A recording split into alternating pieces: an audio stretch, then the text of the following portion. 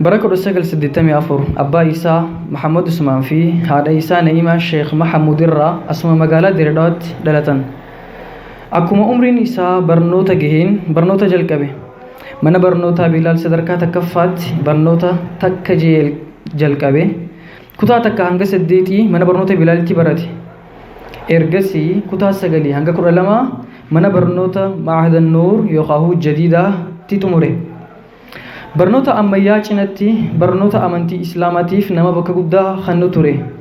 جولما سر جلكبه قرآن كرو ويغلي أكما قرآن فتين خطاب برجوتي سيني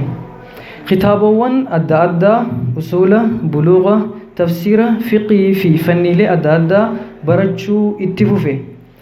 خرا إيرا ديمي أستاذن بك إسان جرنت اتلاقودان إرا برجو توري يرو غري خبوم إسا أستاذ سارتي كارو توري بايني نما خان إسه هياجسني توري خانما ليس خطابوان غرغرا دبي سودان بكم سيسا قدي فتشو توري حالا خنان برنوتا أمنتي إسلاما برچو اتفوفي نمني خون نما أكان حالا غاري قبو نما ربين أبسا قدا خنف نما چلسا حاسا وين قدنه أكسماس نما يادا نما دقيفتو في خبجودا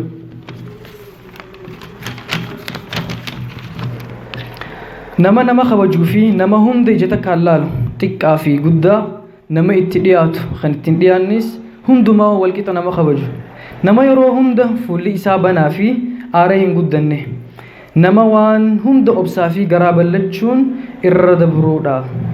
خنما ليس نمني خون نما حالي بيا في فولدوري حواس إسلاما إسا يجستوري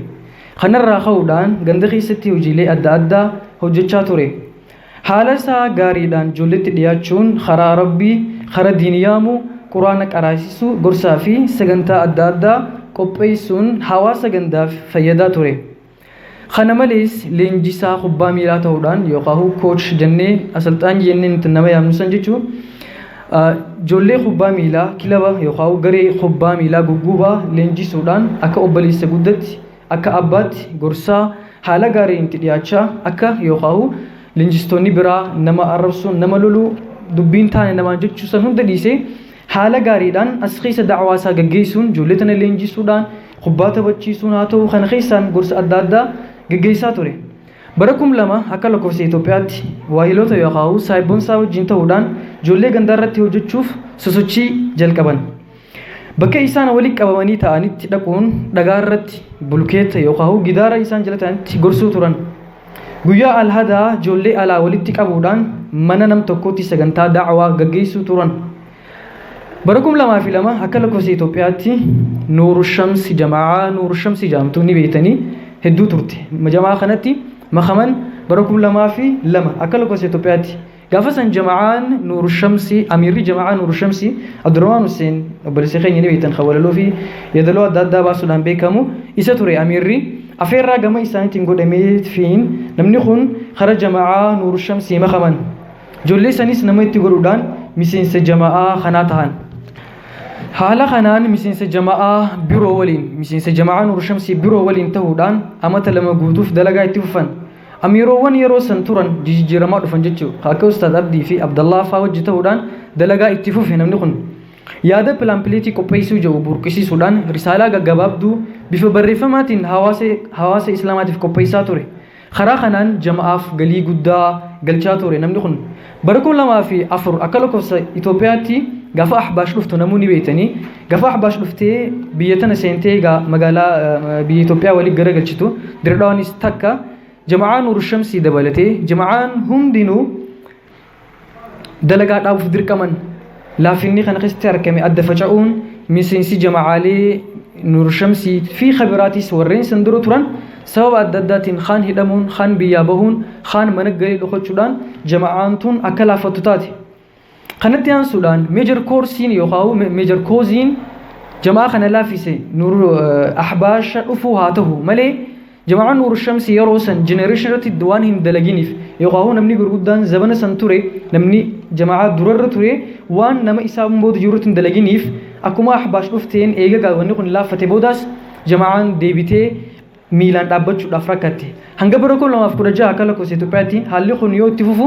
jamaan ni dhabamti jechuun خيرينيس نلا فتيادة جون جماعة نور الشمس غري بي يوخاو جنريشن اتانو افجلت اومو قبدي يادا جودي سنمني خون ارغسي اما سياده بيراد فغرين بي يوخاو غرين جنريشنا تون akka generation ti tifu osoo ta'in ol baatee jamaa kana guutuu qabuu qabdi bakka ummata isaan dura jiru san bu'uu qaba jaamee yaanni kun dhufee akkasitti yaanni kun bakka qabatee namni kun bara 2006 irraa eegalee amiira jamaa nuur shamsi khawali gala tahuudhaan akkasi muudamee dalagaa itti fufee jechuudha bara 2006 asii as jechuun qoonni isaa jamaa kana keessatti nama kana qoonni isaa akkaan guddaa ture jamaa hoogganuudhaan yaada mari'achiisuudhaan waan jiru hanga danda'utti hanga dandeettiin isaa gooteefitti dalaguudhaan jijjibeessuun mari'achiisuun walitti qabee ijoollee tanaan deemuun akkasitti qoodni isaa amma booda hanga duraan ture daran itti gaafatamummaan waliigalaa isarratti dhufe jechuudha. Yeroo kana wanni dalagamaa ture jamaa san keessatti takaffaa miseensa jamaa nuur shamsi irratti dalagu isaanuma irratti dalagu yaada jiru ture nuti yookaan miseensi jamaa nuur shamsi yeroo sanii ifirra dalagu haala kamiin jabaanne yoo itti dalayne nama biraa akkamitti yaamna waan jiru waliin teenye quraana waliin qara'u da'awaa adda addaa qopheessu sagantaa fursiisaa sagantaa gargaarsaa waan akkana kanaatiin yaani waan nashaata namaa kannu dalagu itti fufan bara 2008 akka lakkoofsa Itoophiyaatti miseensi jamaa nuur shamsi lakkoofsi isaa akkaan dabaluun haarayaan lakkoofsi isaa dabaluudhaan karaa siistama biraatti seene karaa seektaratti adda qoqqooduu yaadni jiru lafaa ka'ee seektarri kun qoqqoodamee seektarri hedduun hanga 4-5 takka qoodamee seektarri jenereeshinaa seektarri markazaa seektarri da'awaa faayinaansii ammas seektarri ilmii jiru yaadni kun lafaa ka'ee akkanatti qoqqoodansi kun itti fufee jechuudha. 2008 irraa eegalee hanga har'aatti bara 2012 jechuudha amata afran kana bu'uura kana godhannee karaa kanaan halagaan itti fuftee jechuudha.